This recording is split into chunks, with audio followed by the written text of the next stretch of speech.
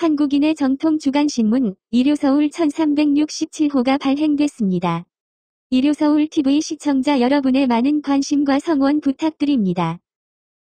마스크랑 그거 네네네네. 아니요, 제가 내려놓을게요. 뭐 내려놓을까요? 던킨? 던킨? 네네네. 먹어, 안 먹어도 돼. 네, 이렇게 광고 해줘. 그러면 또 던킨이 고맙다고 전화하고. 야, 뭐 이왕 이렇게 된 거지. 알겠습니다. 나는 유튜브 그만둔다 이러. 네, 안녕하십니까. 일요 서울 TV 주간 박종진입니다. 한 번 더 해주세요. 네, 안녕하십니까. 일요 서울 TV 주간 박종진입니다. 이래서 이게 내가 생방송을 하려고 했던 거지. 7월 17일 금요일이네요. 네, 11시 7분인데 이제 방송이 한 2번 정도 더 남았네요. 네, 2번 정도 더 남았는데 우리 시청자 여러분 그 채널 박종진으로 좀 옮겨서 구독을 해주시면 되겠습니다. 이게 1000명이 넘어야지 생방송이 가능하네. 나 오늘 이번에 처음 알았네. 근데 지금 600명이야. 구독자가. 그러니까 좀 1000명을 만들어주죠. 400명만 빨리 저 채널 박종진. 예. 근데 찾기가 힘듭니다. 제 거를. 그러니까 부동산 클라스 쌍시옷으로 딱 치면은 이제 그나마 제게 나오니까 채널 박종진이 나오니까 그걸로 가서 구독을 좀 눌러주시면 1000명만 넘으면 일단 합니다. 처음부터 시작을 제가 좀 잘못해가지고 다시 정정하다 보니까 인생이 복잡해지게 되네요. 자, 이재명 지사. 나는 이거 유죄라고 확신했었는데 우리 김수현 변호사도 마찬가지죠. 법리적으로는 유죄라고 생각했는데 정치적으로 무죄가 나올 거라고 예상했습니다. 나는 거꾸로였는데. 네네네. 법리적으로는 무죄가 가깝다고 봤는데 네. 정치적으로는 유죄가 나올 수 있다. 왜냐면 이게 친문계가 아니잖아요. 네. 그죠? 김부선 누님이랑 친하시다면서 이재명 지사에 대해서 잘 모르시나 봐요. 예. 좀 아십니까? 아유, 저는 실제로 알진 못하지만 그동안 지켜봐온 이재명 지사는 누구보다 가장 영악하고 똑똑한 사람 중에 한 명 같거든요. 그리고 내공도 있고. 내공도 있고. 내공은 우리가 존경해야 돼요, 진짜. 네, 대통령 경선 과정에서 우리 이미 익히 알았잖아요. 실력을. 네. 결코 혼자 죽지 않는다. 네. 그렇죠. 네. 문재인 대통령 붙잡고 늘어났죠. 그렇죠. 물귀신 작전의 최강수이기 때문에 전 이번에 살아날 것을 예상했습니다. 문재인 대통령 그 아들 저기를 막 붙잡고 늘어졌죠. 네. 그 아직도 뭐 밝히지도 않고 있죠. 네. 네. 하여튼. 근데 무서운 사람이고. 해경궁 그 김씨 맞나? 네. 이렇게 그쪽을 먼저 거니까 사실 제가 볼 때는 거기서 백계문들이 그쪽을 먼저 거니까 어쩔 수 없이 뭐 반응을 한 것 같긴 한데요. 참 치졸하죠. 네. 이판 사판 끝까지 가는 건지. 네, 여기는 양측이 친문과 그 이재명 쪽이 지지자들이 만만치 않기 때문에 당사자들도 그런데 만만치 않아서 자, 우리 부선이 누나 사진에 나오니까 좀 착해요, 저분이. 근데 착한데 그게 SNS에서 서로 이렇게 대화가 오가다가 원래 잘 정리가 됐었는데 대화가 오다가 이제 뭐 상당히 이제 자존심 상하는 멘트에 우리 부서희 누나가 이제 탁 완전히 저거 했죠. 근데 어찌됐든 알만한 사람 다 알던데 뭐. 근데 뭐 어찌됐든 뭐 아닌 걸로 결과가 나와서 뭐 그냥 막 그런가 보다 그러고 가야죠. 뭐 여기서 우리가 다시 또 그 문제를 논의하기는 좀 어려운데 부서희 누나 건강하시기 바랍니다. 민주당 대권 주자 드디어 이재명 지사가 이제 대권 주자로. 그쵸. 확실히 살아났죠. 살아남고 자리매김했습니다. 여기서 또 다른 사건이 다시 또 고소고발로 엮이진 않겠죠? 제가 볼 때 불사신인 것 같아요. 그 이전에 불사신이 이인재 의원이었거든. 피닉스. 완전. 피닉스라고. 근데 네. 이제 바뀌었습니다. 아, 네. 이재명 네. 지사는 참 대단한 사람 같아요. 네, 이제 불사조를 네. 적어도 이재명 지사를 넘을 수는 없을 것 같아. 네, 그죠? 네, 네. 지금 뭐 카리스마에서도 다 밀리죠. 이낙연, 김부겸 뭐.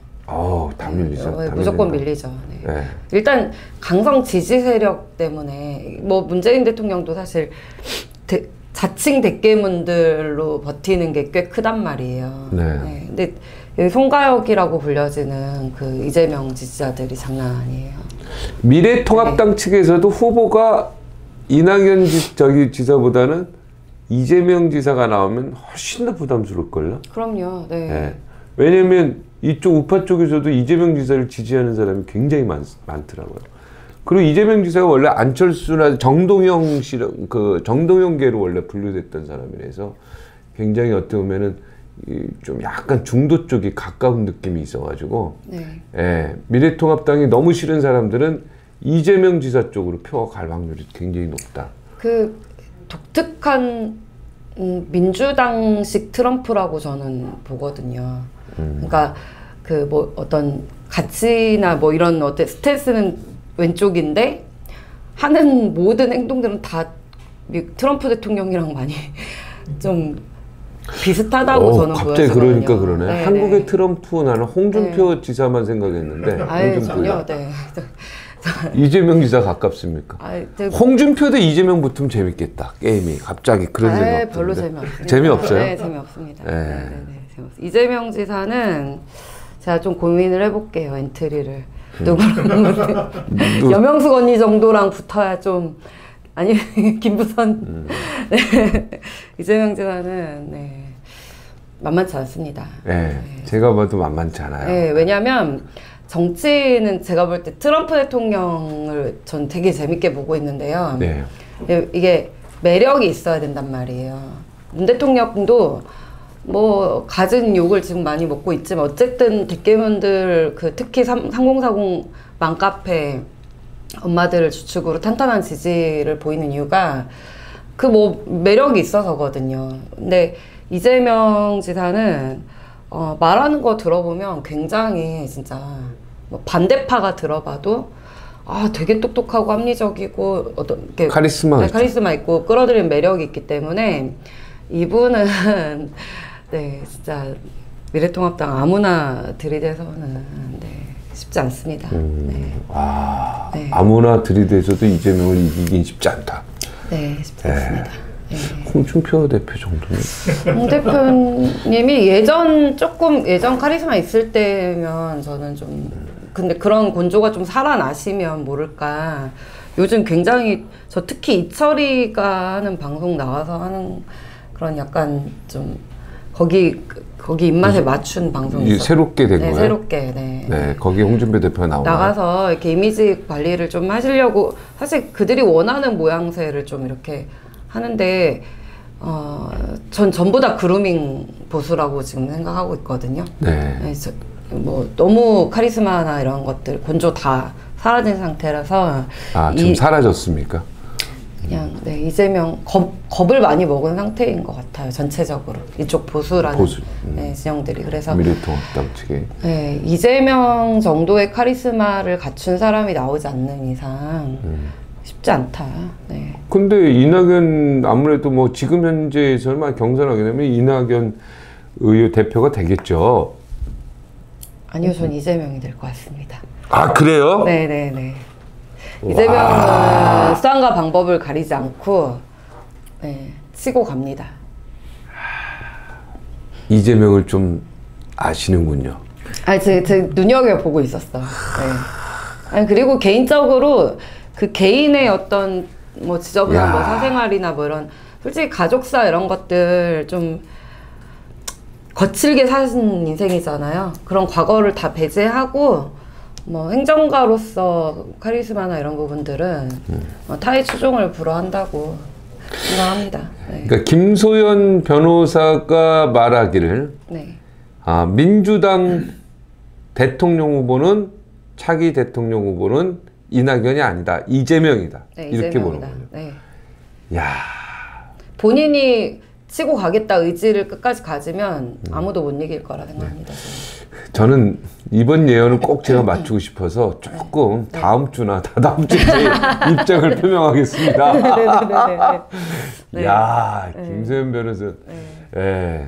근데 이게 신문을 다 제끼고 될 것이다. 네. 예. 김경수 지사가 아마 살아남겠죠. 네. 김경수 지사야말로 제가 뭐 여러 군데서 말했지만 이재명 지사 같은 경우는 뭐 여러 가지 법리나 여러 현실적인 여건에서 대법원에서 파기환송 될 수도 있겠다라고 저는 예측을 했는데 이 김경수 지사 같은 경우는 1심이 증거들이 너무 진짜 물증들이 너무 많아서 만약에 이거를 무죄로 바꾸는 변호사들이 있다. 그러면 이건 진짜 완전 신이다라고 생각을 저는 했거든요.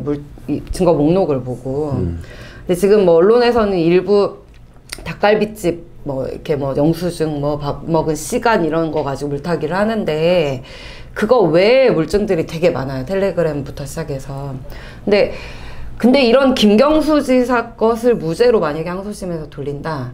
그럼 이제 그러면 좀 얘기가 달라질 것입니다. 왜냐면 그 친문 적자가 원래는 조국 그 다음 수순 차기 이렇게 김경수 이런 스텝이었던 것 같은데 그 조스트라다무스는 제가 볼 때 지금 개그 쪽으로 나가는 게 좀 더 맞는 것 같고 예능 쪽으로 가시는 게 조금 더 맞는 것 같고. 조스트라다무스? 네.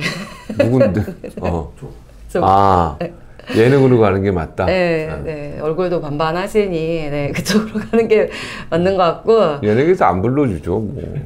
모를 일입니다. 너무 재밌어요. 지금 조국경이라고도 하고 조스트라다무스라고 조만대장경이라고 조선일보에서 얼마 전에 제목을 그렇게 뽑았던데 모든 예언을 다 하고 계시기 때문에 사실 너무 희화되어 있는 것도 많고 이래서. 무슨 예언했습니까 요즘에 최근에? 요즘은 이제 그 박원순 지사 관련한 어떤 2차 가해도 운운했었고 또 뭐더라 기억에 남는 게 없는데 별로 나는. 그러세요? 네. 근데 찾아보면 한 수십 건은 있는데 뭐든지 다 예언했어요. 예를 들면 최근에 이제 박원순 지사 사건을 가지고 이제 또 민주당 계열 지지자들이 그 피해자랑 연애를 했다는 등 또 희한한 말들을 해가면서 2차 가해를 하고 있거든요. 근데 그것에 대해서도 조스트라다무스의 예언을 보면은 개저씨라고 이렇게 그렇게 물타기 하는 거 개저씨라고 딱 못을 박아놓은 2013년 버전 또 예언이 있고요. 누구 편을 든 거예요? 그러니까 조국 편을 든 거예요? 아니면은 그 피해자 편을 든 거예요? 피해자를 2차 가해하는 민주당 지지자들의 발언들이 최근에 나왔는데 그 사람 편 들은 거예요? 아니요. 그 사람들을 말하자면 셀프 저격하는 예언을 2013년에 했었어. 이미 해놓은 거죠. 조국은 모든 일에 다 예언을 해놨어요. 심지어 자기 사건들에 대해서. 그러니까 예언을 다 해놨는데 이제 와서는 딴소리 하니까 그죠? 사람이 이상해지는 거고 바보가 되는 거죠. 그래서 예능 쪽으로 가시는 게 저는 맞다 보고 김경수 지사를 진짜 대단한 실력으로 법무법인이나 이런 데서 정말 그 증거를 다 탄핵해서 살아남는다. 그렇다면 얘기가 좀 달라집니다. 김경수가 살아남으면 친노 친문 완전 적자거든요. 이재명 지사가 이제 멋진 경선을 치르겠죠. 김경수 지사가 살아남는다면. 근데 이낙연, 김부겸. 아니 이낙연 이낙연 지사가 이낙연 대표라고 해요. 이낙연 의원? 총리, 의원. 이낙연 의원. 이낙연 의원은 내가 볼 때 가장 1등이잖아요. 지금 현재 무소불위인데 지금. 그건 그냥 무조건 1등으로 가는 것 같은데. 총리빨 그렇게 봅니까? 굉장히 기분 나빠하실 것 같은데. 우리 이낙연 선배가. 언론사 선배인데 우리. 자기 컨텐츠가 없고 뭐든지 발언할 때 자신 없어요. 매력이 있어야죠.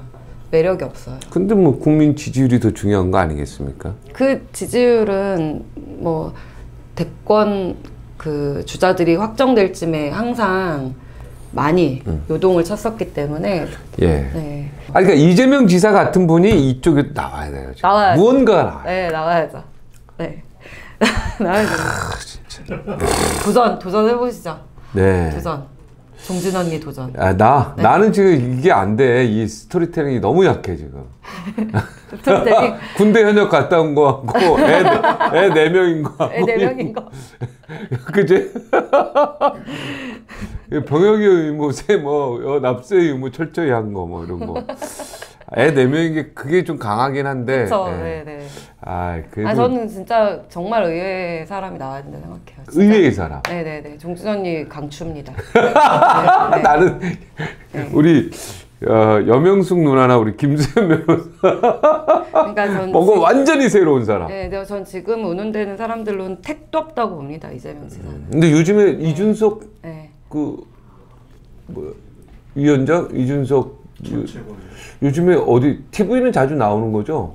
나오기 시작했어요. TV도 나오고 라디오도 나오고. 다 나와요? 네, 나와요. 네. 나한테만 전화가 없는 거구나. 자, 알겠습니다. 나는 어떻게 사는지 궁금한데. 예. 이동영 라디오, 이동영 YTN. 네, 그분 어제 또 2차 가해 발언으로 한바탕 지금 난리 났거든요. YTN 게시판. 또 뭐라 그랬어요? 이동영 씨가 얘기한 거예요? 뭐예요? 이동영 씨가 뭐라 그랬냐면 4년간 뭐 했냐 그랬나? 아니 그건 박지 아나운서가 그랬고 이동영 씨는 뭐라 그랬죠? 발언이? 미투는 신상을 드러내라. 네.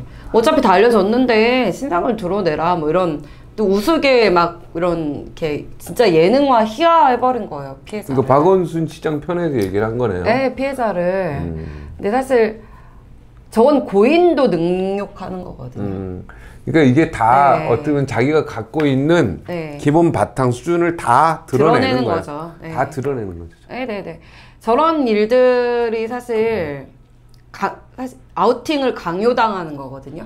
근데 여러 번 말씀드렸지만 성범죄 피해자들은 자기 신상 드러내는 것이나 사건 사례를 남 얘기처럼 이런 데서 적나라하게 발언이 되는 것조차도 힘들어 하거든요. 근데 저거 강요. 그건 말이 안 돼. 네, 저렇게 말하는 건 강요해요. 그러면 우리나라 네. 법의 기본도 안 된 거죠. 네네. 왜냐면 제보자가 다 드러내야 되는 거, 경찰에 예를 들어 제보하거나 신고한 네. 사람들 네. 이름 다 드러내야 된다는 얘기인데 네네. 드러내지 않으면 그 중에서도 성범죄는 드러내기가 굉장히 어려운 종목 중에 하나인데 그 사건 중에 하나인데. 그러니까 그게 무슨 어떤 전통 가치관에 있어서 정조의무를 위반해서 막 수치심 들고 막 이런 게 아닙니다. 그냥 기분 더럽고 말하고 싶지 않고 굳이 알리고 싶지 않은 거예요. 근데 저런 식으로 드러내지 않으면 마치 진정성이 없는 것처럼 저렇게 희화해버리는 건 진짜 비인간적이고 정말 인간 이하의 행동인데 어쨌든 저 방송에도 이준석이 어제 나가서 민주당이 당원 당규에 따라서 부정부패한 사람들은 서울시장 보궐선거 내지 마라라는 게 이제 통합당에서 계속이나 국민들 여론인데 이에 대해서 민주당 김부겸 장관, 김부겸 의원 여러 사람들이 성범죄는 부정부패는 아니니까 보궐선거에 후보 내야 된다. 또 이런 의견들을 내서 지금 말이 많거든요. 또 네. 이렇게 붙이면 이렇게 되고 네. 저렇게 붙이면 자기들 마음대로 하세요. 네, 부정부패 아니래요. 근데 마음대로 이준석이 가가지고 저 이동영 라디오에서 민주당을 위한 논리를 멋지게 만들어줬어요. 뭐라고 만들어줬냐면 후보 내야 된다. 민주당? 네. 근데 마치 우리 미래통합당을 위하는 것 같지만 사실 민주당을 위한 논리를 만들어준 거거든요. 제가 볼 때. 아니 너네 잘못했으니까 후보를 내서 시민들한테 평가를 받아라. 그래야 된다. 네. 엄청나게 논리를 만들어주고 하네요. 네, 만들어줬어요. 네, 이준석 진짜 머리 좋고 대단한. 그러니까 공중파나 이런 데서 되게 잘 불러주지. 네. 설마 다음 선거에서 민주당이 스카우트 하는 건 아니겠지? 할 만도 하죠. 네. 네. 이거 네. 논리를 참 궤변으로도 잘도 만들어줘요. 맞는 말이죠. 틀린 말 아니죠. 맞는 말이에요. 네, 맞는 말이에요. 왜냐하면 정당이 너희들 나와서 정확하게 평가를 받아. 자, 그런데 그 사이에 이 이슈가 어떻게 묻히고 국민들께 또 어떻게 눈을 가리고 긴급재난지원금처럼 또 포퓰리즘 하면서 일시적으로 뭔가 바람 불게 하고 해서 사실 전 사기라고 생각하는데 그런 일들을 해서 어떻게든 선거를 치르고도 남을 또 부정선거 또 네, 그럴 수도 있고. 뭐 네. 개입하고 근데 그럴 수 있지. 사실상 이건 뭐 시민을 농락하는 일이라 생각을 하거든요. 아, 또 이상한 일이 또 발생할 수 있지. 그럴 수 있죠. 근데 애초에 논리를 만들어주는 거죠. 민주당도 생각하지 못한 논리를 미래통합당의 똑똑한 이준석이 명분을 참 잘 실어줬어요. 이준석 정말 똑똑해요. 네. 나는 서울시장 후보로 이준석도 네. 조금 생각을 조금 했었는데 아유, 마음속으로 조금. 반대입니다. 저는. 네. 네, 안 됩니다. 네. 네. 그럼 누가 괜찮을까요? 서울시장 후보. 서울시장 후보는 저는 서초구청장님. 박성중. 아니요. 그 현 서초구청장. 조은희. 네. 조은희. 네. 네. 네, 저는 일 잘하는 분, 그리고 일 안 저지르는 분. 이번 서울시 부시장까지 했을 거예요. 네, 네, 부시장도 행정부시장인가? 정무부시장. 네, 네, 정무부시장 했어요. 네, 네, 네. 서울시에 원래 근무했었어요. 여성정치권도. 이게 국회의원이라는 정치인하고 또 행정관은 또 엄연히 다른 전문 영역이잖아요. 뭐 물론 당연히 국회에서 우리가 입법이나 이런 감시 견제를 통해서 뭐 예산 심사 의결 통해서 당연히 뭐 행정도 보게 되지만 어쨌든 저는 서울시 정도의 진짜 대도시를 끌고 가려면 네. 조은희. 네, 저는 행정 경험도 충분하고 풍부하고 일을 열심히 하는 사람이 좀 해야 된다. 네, 생각하고 있습니다. 조은희. 그 나머지 누가 되든 잘 압니다. 조은희 청장은. 네, 네. 굉장히 그 여성 정책 간다고 교육 쪽도 했었고 부시장 하시고 구청장 지금 재선이거든요. 예, 네, 예, 잘 아시는군요. 잘 몰라요. 제가 잘 압니다. 네. 예. 근데 이제 유일한 구청장이에요. 네, 서울시의 맞아요. 유일한 네, 구청장입니다. 네, 네. 객관적으로 미래통합당 봤을 때 유일한 구청장. 네, 그냥 시민을 바라보고 일을 할 수 있는 분이 나갔으면 좋겠는데, 지금은 진영 논리로 자꾸 싸우려고 한다거나, 아니면 뭐 좀, 이 인기몰이 있잖아요. 행정가들이 일을 전문적으로 해야 되는데, 얼굴 마담하고. 포퓰리즘 하면 안 되죠. 여기저기 행사 다니면서 인기몰이를 할 사람들을 지금 내세우려는 게 너무 많아서, 서울 정도의 시민의식을 가진 곳들이라면 이번에는 진짜 일 잘하는 멋진 분을 뽑을 수도 있지 않겠냐라고 생각하고 있어서 저는 조은희 청장님이 생각이 있으시다면 네. 근데 인지도가 이게 좀 인지도는 지금 우리 미래통합당의 다른 분들도 다 인지도는 네, 나도 뭐 다 밀립니다. 누가 나와도. 예를 들어서 뭐 홍정욱 씨도 얼마든지 가능성이 있을 것 같다는 생각이 들고 김세연 부산 거기도 가능성이 있다고 제가 들었거든요. 조선일보에서 뭐 조선일보에 썼나요? 조선일보에서 김세연? 김무성, 김세연 뭐 이렇게 부산 뭐 서울시장 뭐 이렇게 해가지고 부산 출신 서울시장? 네네 뭐 이런 식으로 뭐 띄우고는 있다는데요. 네네. 개인적으로는 반대입니다. 여기 조선일보 기자 왔는데 이게 말이 맞나? 네. 우리 취재하러. 김세연. 네. 글쎄요. 야, 김세연 후보가 나오면 이제 또 그런 얘기가 많이 달라지겠네. 그죠? 근데 본인이 나올까? 부산시장도 비어있는데 부산시장 나가지 않을까요? 거기는 약간 피 터지는 것 같고요, 보니까. 서울도 피 터져요. 지금 가만히 있어서 그렇지. 이제 조금만 보세요. 부산시장 후보로 또 이현주 의원도 생각이 가능성이 있고, 여기 또 나경원 의원도 나올 수 있어요. 서울시장 후보. 오세훈 시장도 얼마든지 나올 수 있죠. 운운이 되고 있죠. 오세훈 시장, 나경원 시장 다 후보로 한 번씩 나왔던 사람들이고 시장 출신이기 때문에 충분히 가능성이 있죠. 서울시장, 부산시장을 미래통합당이 이번에 다 이겨야지 바람이 붑니다. 사실 지금 서울시장, 부산시장, 울산시장도 지금 피고인 신분이고요. 뭐 또 어디 있지? 보궐한 데들이 꽤 있어요. 이번 선거 때도 천안 같은 경우도 보궐을 했고, 뭐 책임론으로 따지면 당연히 미래통합당이 돼야지 맞는데, 인물론에서 너무 사실 약한 그러니까 너무 훌륭하신 후보들인데 다 프레임 씌워놨어요. 다 낙인 씌워놓고. 그리고 지금 뭘 하고 계신지도 모르겠고 골프 치고 계시나. 네. 네, 답답합니다. 아, 다 프레임을 다 저쪽에서 네네네. 씌워놨기 때문에 그거를 이겨내기가 쉽지 않다. 네, 그럼 지금 부지런히 뛰고 사실 이렇게 나라가 힘들 때 기성 정치인들이 뭐 경험 연륜이 있으니까 목소리도 내고 해야 되는데 다 뒤에서 물밑 작업하면서 자기 세력 키우고 청년 키워내고 뭐 포럼 만들고 지금 뭐 또 어느 모 집단들은 뭐 300만 원씩 걷어서 뭘 또 만들고 뭐 이러고 있다고 하는데요. 네. 재밌는 거 많이 하고 계신가 봅니다. 사실 지금일수록 현장에서 나라 살리는데 진정성을 보여줘야 됩니다. 네. 그런 면에서 진짜 안철수 당대표는 뭐 사실 우리나라 정치에 결과론적으로는 큰 해악을 끼친 분이긴 하지만 네. 그래도 진정성 하나는 정말 요즘에 굉장히 올바른 이야기 많이 하시네요. 네, 그리고 이제 안 대표님은 제가 볼 때 이렇게 저도 뭣도 모르고 들어와서 하루하루 깨우치는 과정이 있었는데 저보다 훨씬 뛰어나신 분인데 조금 느리셨던 것 같거든요. 근데 많은 것을 깨우치신 것 같아요. 요즘은 아마 간첩 있다는 거 아시는 것 같아요. 이제는. 네, 이제는 아시는 근데 것 안철수 대표가 네. 이게 방송인으로서 보면 네. 이 대본을 써서 그대로 읽으시거든요. 네네네. 기자회견하면 네네.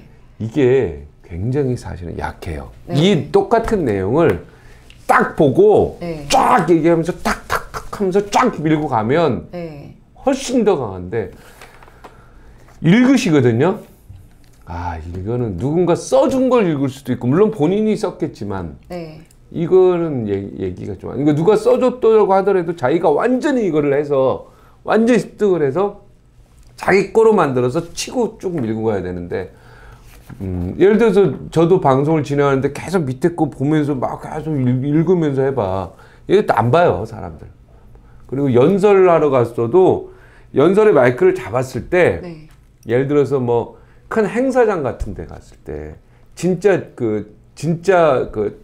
멋진 정치인들은요 딱 보고 앞에 딱 농담 치면서 쫙 들어가는데 이거 뭐 밑에 존경하는 뭐 여기 계신 누구 여러분 뭐 감사합니다 이러면서 또 계속 읽으신 분들은 정치에 있어서 내가 볼 때는 모범생. 예, 네. 모범생이 아니라 정치하는 거 고민하셔야 돼요 이게. 그런 면에서 진짜 연설의 최고수는 저는 제 기억에선 노무현 대통령이었고 노무현 대통령 네. 원래 써준 것도 그대로 안 해서 기자들이 굉장히 출입 기자 때 긴장을 하면서 행사장에서 들었거든요. 그걸 놓치면 안 되니까. 네. 근데 보통은 다 대본을 주거든. 그러니까 대본을 주는 대로 대본대로 그대로 읽으셨거든. 근데 이분은 막 중간에 막 바뀌어버리니까 줄 치다가 여기서 갑자기 줄 막 써놓고 이래야 되거든. 이게 네. 굉장히 그 노무현 대통령이 즉흥연설에 강하셨던 분이라고. 근데 그게 가능한 게 뭐 언행일치가 되기 때문이에요. 머릿속에 있는 것과 말이 그대로 나올 수 있는 사람이라서 그런. 평소 생각과 그냥 뭐 뭔가 꾸미거나 그렇게 아니고 즉석에서 나오니까 가능한 거거든요. 근데 공식 행사장에서 네. 애드립을 많이 쳤거든요. 공식 행사장에서. 근데 지금은 그럴 만한 사람은 안 보여요. 사실 이재명 지사가 좀 비슷하다고는 하는데 이재명 지사는 훨씬 막 진짜 눈알 굴리는 게 딱 보이잖아요. 머리를 막 굴리는 게 막 보인단 말이에요. 근데 그 정도의 진정성을 가진 사람은 보기 힘든데 진정성 자체는 안 대표님은 사실 지금 굉장히 많이 마음도 그렇고 되게 많이 들끓고 계신데 그 기술적인 부분들은 걱정입니다. 제가 그냥 조언해 주시는 거 내용 굉장히 좋고 지금 네. 분위기 굉장히 좋은데 네네네. 이거를 읽는 모습은 전혀 보여주시면 안 된다. 진짜 그거는. 네. 그러면 지금의 효과의 한 10배는 될 거다. 10배. 그쵸. 차라리 좀 버벅거리더라도. 노무현 대통령이 네. 많이 버벅거렸거든. 네, 버벅거리더라도, 네. 그냥, 초딩이라고 놀림 받더라도. 그렇지. 네, 그냥 뭔가 저는- 소신 있는 자기의 목소리처럼 느껴져야 되는데, 네네네. 이 리딩하는 자세는 정치인으로서는 참 그 마이너스다. 그 교수님들 보면 연구 잘하는 교수님 있고 강의 잘하는 교수님인데 둘 다 잘하는 교수님 만나기가 힘들거든요. 근데 아마 안 대표님은 이해력이나 연구는 참 잘하실 분인데 이렇게 이렇게 어필하는 건 좀 어떻게 해야 되나. 저는 2시간 내내 이거 교본 없이 또 쫙 저기 합니다. 그쵸. 네. 주제만 딱 주고 아니, 주제 정의는 무엇인가 딱 쫙. 어? 나중에 내가 하는 말도 내가 무슨 말 하고 있는지 몰라. 맞아. 네. 어디까지 말했더라 이런 거. 네. 적어도 3시간은 떠들 수 있어야 돼. 아무런 적 없이. 맞아요. 정치를 하다 보니까 저는 제가 제 페이스북에 써놨는데 플러스 마이너스 요인들을 저에 대해서 작년쯤에 써놨었거든요. 근데 말하는 거 기본적으로 좋아해야 되는 게 맞고요. 그리고 사람들 만나는 것도 좋아해야 되는 게 맞다고 봅니다. 근데 이제 네. 어떻게 보면 주어진 대본에서 애드리브로 즉흥적으로 하다 보면 아까 이동영 씨 뭐 이런 분들처럼 네. 실수를 할 수 있어요. 네. 그러면 그게 사실은 실수가 아니라 자기 생각이 그쵸. 평소에 배어 있는 게 나오는 거죠. 네. 그게 네, 태도가 그게 나오는 진심이거든 사실은. 네, 그게 그거를 아니다라고 얘기하기가 그래. 그게 사실은 배어 있는 거에서 나오는 거예요. 맞습니다. 네. 근데 그 발언은 굉장히 이동영 씨가 실수했네. 저 피해자한테 이름을 밝혀라 이런 네, 거는 네, 네. 그거는 예를 들어서 그 범죄 아니라도 더 예를 들어서 뭐 이렇게 목격자라든가 이런 거 다 이름 밝히면 안 되거든요. 왜냐면 제2의 피해를 받을 수 있기 때문에. 네. 예, 그런 거는 기본적인 건데 지식인데. 아니, 그러니까 제가 좀 약간 그러니까 정권을 좀 이렇게 추종하는 느낌의 방송을 하는 진행자들에게 제가 좀 분노하는 게요. 네. 털보 특히. 그러니까 털보. 뭔가 좀 곤란하고 난감한 사건들이 터지면 이것을 뭐 차라리 뻔뻔하게 막 뭐 아니라고 해석을 반대로 해버리거나 어처구니 없게 추미애처럼 막 이렇게 그러면 와 미쳤구나 막 이렇게 차라리 비판할 텐데 그게 아니라 정말 나쁜 버릇이 B급 감성으로 우습게 만들어 버려요.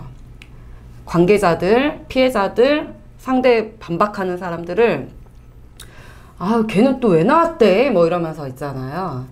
웃기게 만들어 버려요. 사람을 참 그러니까 저급한 진짜 태도라고 보거든요. 그걸 사람을 무시하는 듯하면서 자기 네. 본인은 사실은 더 아무것도 아닌데 그렇죠. 네. 그런 어떤 그러니까 이렇게 조롱을 해버리면 그걸 대통령이나 뭐 민주당 쪽이 막 공격을 받아서 막 굉장히 긴장 타고 있는 지지자들이 거기에 뭐 마약을 먹는 것처럼 굉장히 위안을 느끼는 거예요. 품격 자체가 없는 네, 거예요. 품격 네. 자체가 없는 사람들이 방송을 하는 거예요. 근데 저는 그런 방식은 진짜 그리고 좀 하지 말았으면 정통 좋겠어요. 언론, 정통 방송 그런 교육 과정이나 이런 과정들을 좀 이렇게 거치고 이런 사람들이 어떻게 보면은 교정을 받고 네. 그 과정에서 네.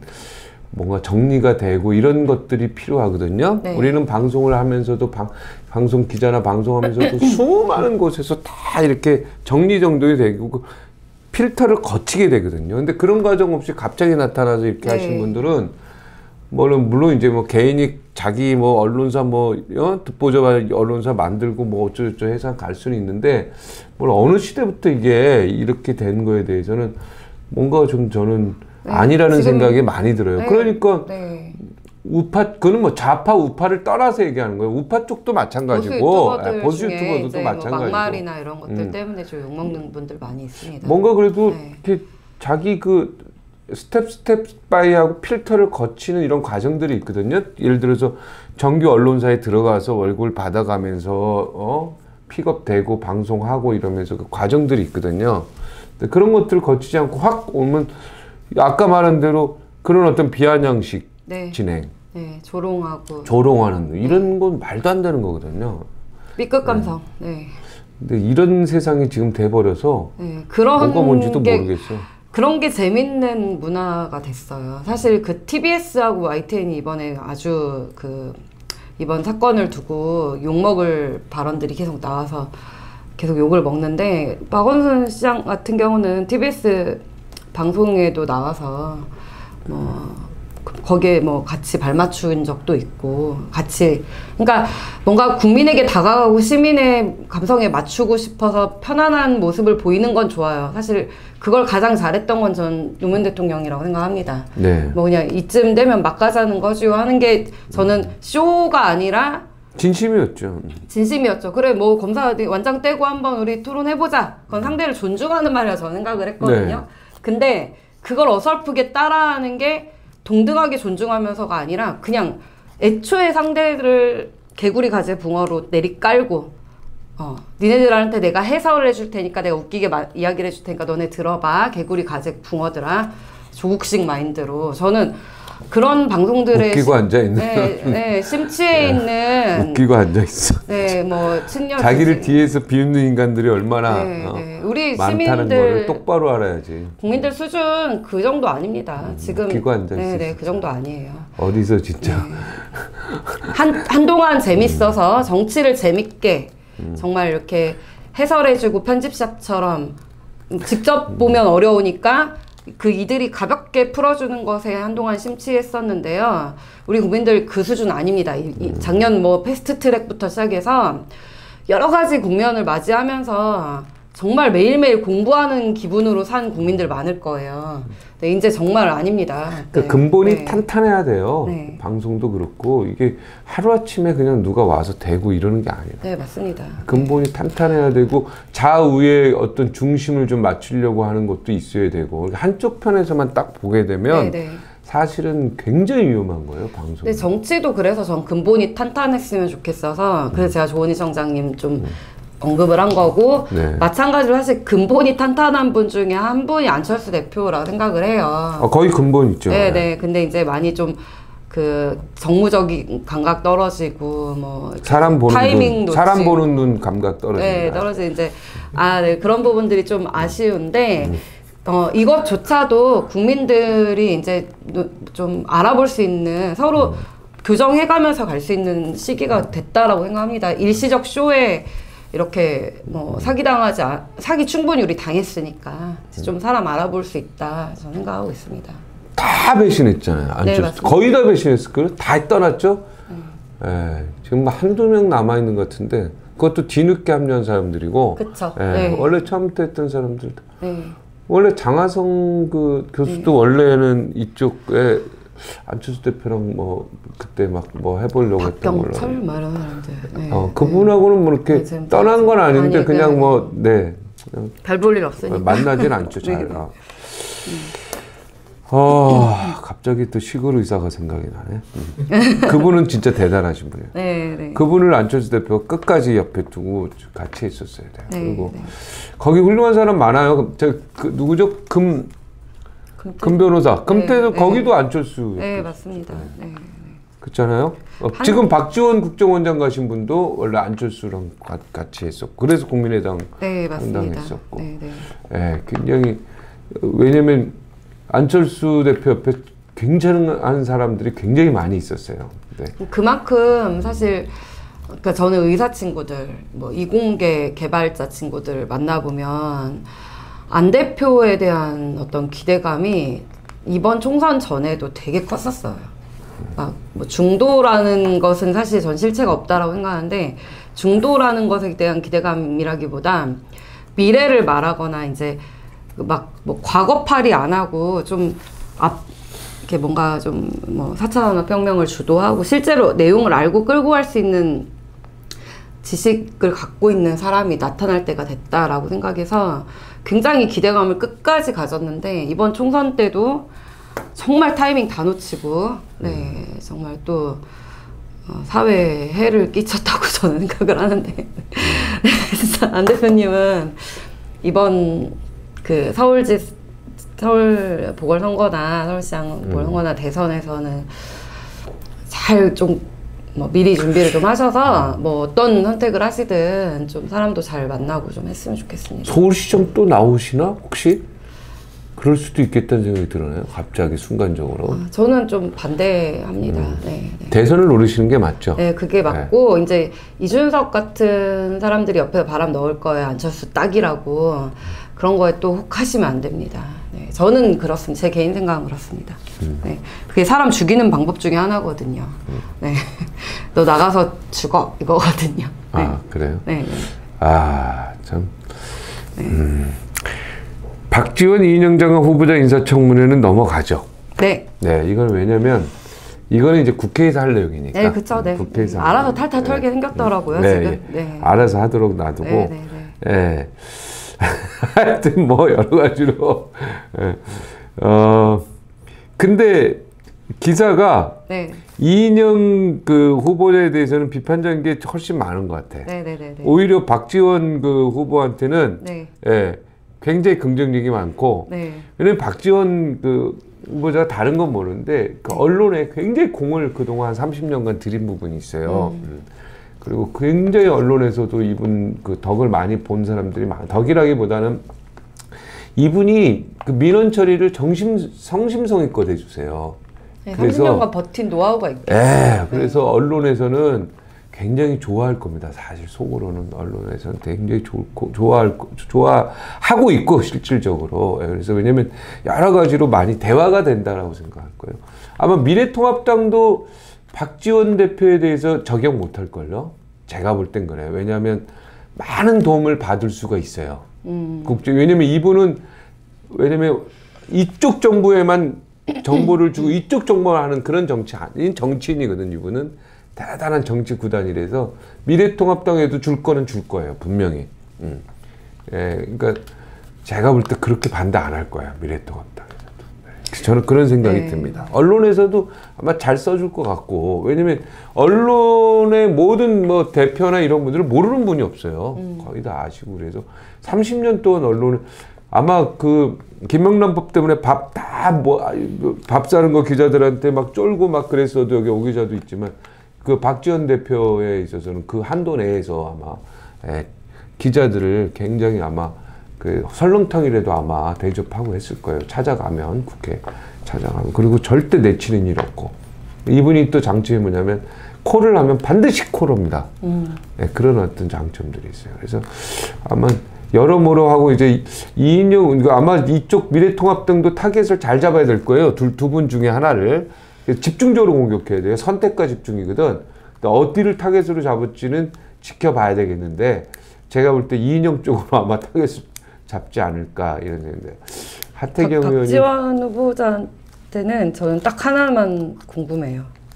전혀 이런 거랑 상관없이 딱 하나만 궁금한데 조국 법무장관 그 청문회 전국에서 그 핸드폰에서 이렇게 보여줬던 조국 딸내미 그 표창장 원본 사진 있거든요.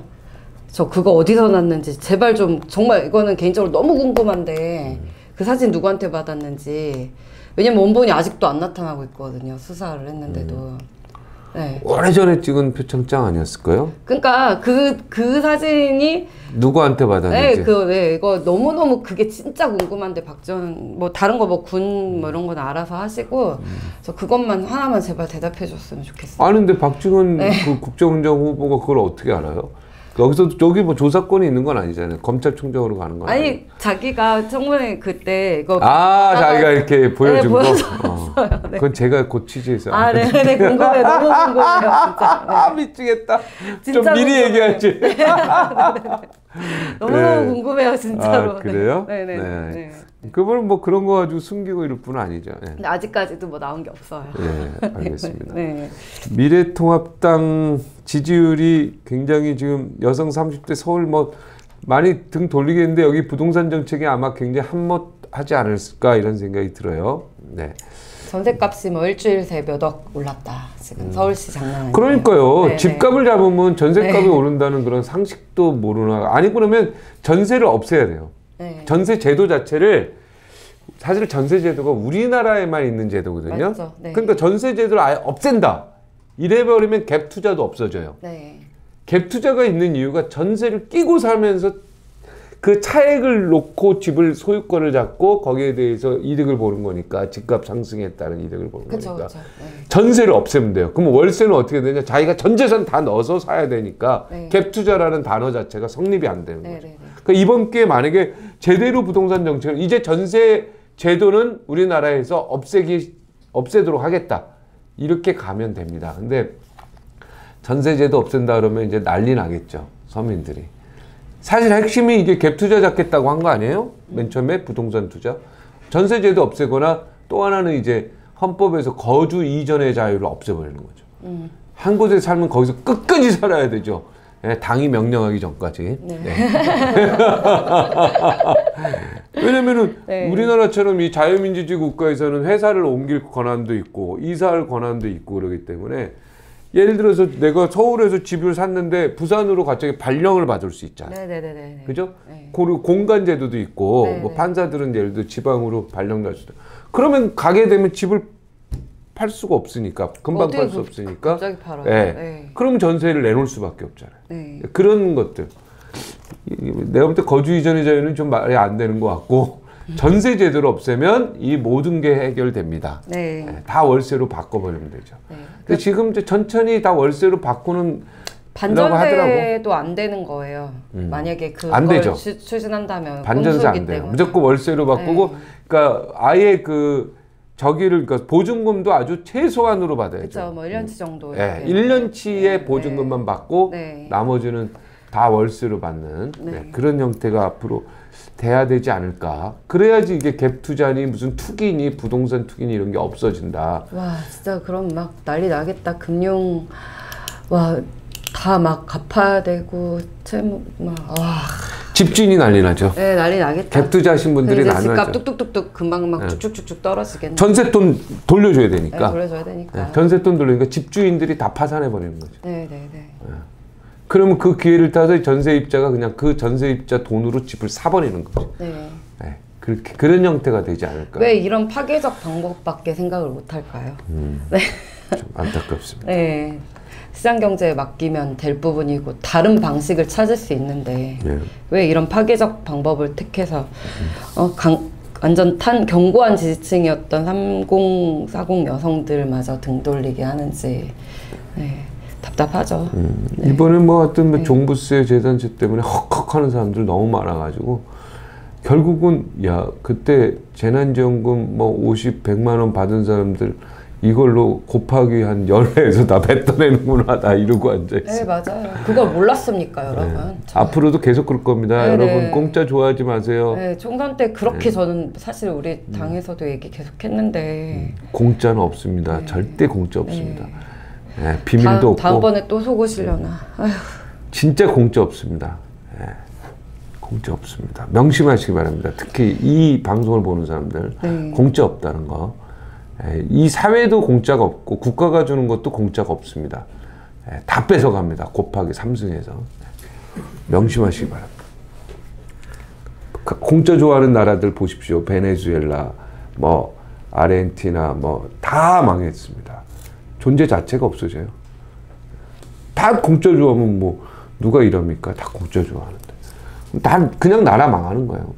청년들 실업비 무슨 일이라도 해야 돼요. 청년들 나가서 뭐래도 알바라도 하고 뭐래도 누구는 알바해가지고 겨우 40, 50 버는데 누구는 서울시에 신청해가지고 50만 원 뭐 말이 됩니까 그게? 그게 무슨 평등이고 그게 무슨 균형입니까? 실업급여 지금 막 역대급 매월 갱신하고 있죠. 네, 네. 이건 말이 안 되는 거예요. 네. 청년들이요 뭐 육체노동이든 뭐든 나가서 막 해야 돼요. 기본적으로 사상이 잘못된 게요. 이게 뭐 욕하실 수도 있지만 뭐 저는 할 말은 합니다. 애기들 데려다가 이렇게 가르치잖아요. 재밌어 해요. 학습의 즐거움이 있단 말이에요. 어른 성인 돼서도 할머니들 막 뭐 평생학습관이나 이런 데 가서 끊임없이 뭔가 뭐 기술도 배우고 공부도 배우고 강좌도 듣고 하시거든요. 인간이라는 게 기본적으로 학습의 즐거움이 있고 일을 하면서 돈벌이를 떠나서 일을 하면서 얻는 즐거움이 성취감이 있습니다. 사회생활 속에서 성취감이 있고 이 모든 것을 다 뭔가 죄악시 여기고 노동은 뭐 무슨 신성시. 네, 아니 뭐 신성인데 마치 그 자본가들이 노동자를 다 탄압하는 이런 구조만을 생각을 하는 거예요. 그렇지 않아요. 그 자체의 성취감과 즐거움이 있고 학습도 마찬가지예요. 입시 부정 저지르는 그들만 좀 어떻게 하세요. 입시 부정 저지르는 사람 누굽니까? 지금 무슨 대안학교다 어디다 해가지고 옆으로 꼼수로 빼가지고 저 이런 거 되게 많이 알고 있거든요. 이 실명은 밝히지 마시고. 네네네네. 그러니까 지난번에 박병석 의원은 또 전화 안 왔어요? 전화 오면 제가 가만 안 있죠. 네네네. 네, 궁금한 거 다 물어보죠 저는. 네.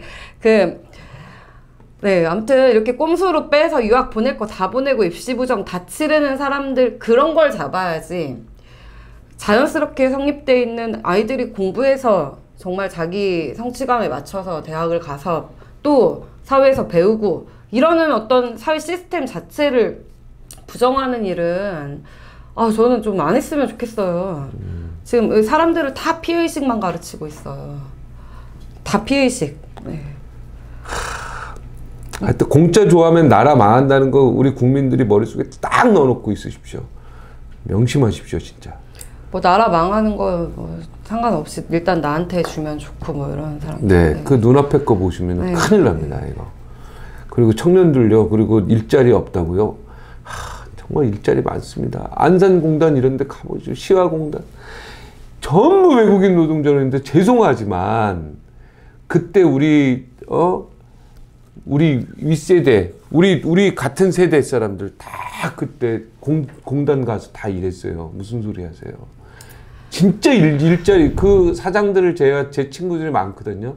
공단에서 시작해서 지금 사장 된 친구들. 그 친구들이 제발 사람 뽑을 때 원서 한 명도 안 넣는데요. 원서 한 명도. 그러니까 외국인들 다 그 외국인들. 네, 외노자들 외화 유출 다 하고 월급 엄청 많이 준대요. 최저임금 다. 다 해당이 되고 네. 거기다가 플러스 야간 뭐 이렇게 플러스 그 시간의 수당 이런 것 때문에요. 최소 350에서 400 준답니다. 건강보험 다 적용돼서. 다 적용. 네, 우리 세금으로 다. 그게 우리 청년들이 그러면 월 350, 400씩 주니까 한당 뭐 물론 일이 힘들죠. 덥고 그죠? 네. 육체 노동적인 부분이 많은데 진짜로 우리 청년들 가서 우리 다 일을 해야 돼요. 아니, 다른 일도 다 월급도 많이 못 받고 다 힘들어요 요즘. 변호사들도 뭐 300, 400 받기 힘들어요. 거긴요 일자리가 넘쳐요. 한국 사람 구하고 싶어도 구할 수가 없어요. 아무도 원서를 안 내니까. 왜 이런 얘기는 안 하죠? 왜 이런 얘기는 안 하죠? 전부 좋은 직장만, 그리고 전부 다 대학을 다 나와가지고 우리나라는 대학이 80% 이상 나와가지고요 전 세계에서 대학 입학률이 가장 높거든요. 저는 대학 숫자도 더 줄여야 된다고 보는데, 꽉 고등학교 나와도 얼마든지 직장을 갖고 동등하게 대학 졸업자와 같이 대우를 받는 사회를 만들려고 생각을 해야지, 왜 너나 나나 없이 다 대학 가서 대학 4년 동안 배운 것도 없이 나오는 사람들이 너무 많은데, 그런 것들이 굉장히 좀 안타까워요. 네, 맞습니다. 그러니까 지금 상고 공부 이런 게 왜냐면 다 없어졌잖아요. 근데 그나마 요즘에 뭐 요리라든가 이런 쪽으로 있는데, 내가 볼 때는 대한민국이 그 독일처럼 어떻게 보면 마스터 고등학교 나와도 대학 졸업한 사람하고 동등하게, 그러니까 대학교 4년 이후에는 동등하게. 그 박근혜 대통령이 그걸 추진했었는데 그것도 어떻게 보면 없어졌어요. 근데 저는 좀 그랬으면 좋겠어요. 현실적으로 살았으면 좋겠어요. 그 대학 등록금 4년 동안 내는 거 생각해 보시고, 4년 동안 내가 일해서 월급 받는 거 생각하시면 엄청난 세이브가 되는 거 아닙니까? 그리고 거기서 그 공단 사장님들도 다 거기 출신들이거든요. 대부분이. 그러니까 희망을 갖고 일하는 게 훨씬 좋을 것 같아요. 그 부자들이에요. 거기 공장 가격만 해도 엄청나게 오르시고 부자들이에요. 성공하신 분들 많아요. 자, 오늘은 뭐 옵티머스 라인 펀드 얘기하기는 시간이 너무 모자라고. 백선엽, 방훈순 죽음의 의미는 뭐 그냥 같은 고인의 명복을 고인의 명복입니다. 근데 백선엽 장군을 대전 현충원에 간 거는 정말 아쉽다. 서울 현충원에 가는 게 맞다라는 생각이 들고, 어찌됐든 이 6.25로 우리나라를 어떤 자유민주주의 구하는데 1등 공신을 하신 분인데, 이분에 대해서는 우리가 군관학교니 뭐니 뭐 그때가 뭐 우리 한국군 독립군을 뭐 잡았냐 안 잡았냐 막 그런 미세한 부분 가지고 계속 지금 다툼을 하고 있는데, 이런 걸 떠나서 자유민주주의를 지키신 분이다. 그리고 대구를 지켰기 때문에 안 밀리고 그 대구 전투에서 우리가 이겼기 때문에 지금 대한민국이 존재하고 있다. 그래서 그분에 대해서는 우리가 정말 감사해야 된다는 생각을 적화가 저는 되는 듭니다. 걸 막았죠. 네. 다부동 전투에서 졌으면 네. 우리는 끝났습니다. 네. 이분이 어떻게 보면은 그 유엔 쪽에서 철수하라고 하는 것도 끝까지 여기서 내가 여기서 목숨을 바쳐서 끝내겠다라고 해가지고 그 한국군이 지키는 게 다부동 전투입니다. 맞아요. 내가 물러서면 나를 쏴라. 네, 내가 물러서면 네. 나를 쏴라. 네. 아 정말 참 멋진 군인인데. 리더가 사실 이런 활신 성인의 자세를 보이면 누가 뭐라고 안 해도 아랫사람 따라갑니다. 우리나라 그런 지도자 지금 필요합니다. 네. 네. 정말 백선엽 제가 물러서면 저를 쏘십시오. 네. 김세윤이 변호사가 네. 물러서면 김세윤을 네, 저는 진짜 네, 하루하루 쏘십시오. 그런 생각으로 살고 있습니다. 예. 백선엽 장군님의 뭐 죽음의 의미는 저는 그런 데서 찾고 있습니다. 우리 나라의 자유민주주의를 수호하는데 정말 최전방에서 죽음을 불사하고 지켜낼 리더가 지금은 필요한 시점이다. 네, 라고 생각을 하고 있습니다. 네. 아니 그 노희영 변호사인가 노영희 변호사인가 노영희 변호사. 아니 우리 동족을 향해서 총을 쏜 사람을 현충원에 한다니까. 그러면 저기 현충원 없애야 돼. 현충원 90% 이상이 우리 6.25 전사자들이고. 네, 그렇죠. 이게 전시 상황이라는 특수성을 전혀 고려하지 않은. 아휴, 진짜, 네. 뭔 생각을 하고 사는지 다들 좀. 그러면 뭐 누가 일본은 아니고. 그러니까 동족이 나를 쏘면 그냥 맞고 죽어라 이건가요? 네. 네, 그거 굉장히 충격이 컸었는데 그래 진중근 의원이 그러면 다 현충원 파묘해야 된다. 네. 네, 그 말 듣고 그게 딱 정답이라는 생각이 딱 들었네요. 예. 네. 여기서 방송을 마치도록 하겠습니다. 네. 다음 주에 또 뵙겠습니다. 네, 고맙습니다. 이상입니다. 네, 감사합니다. 네.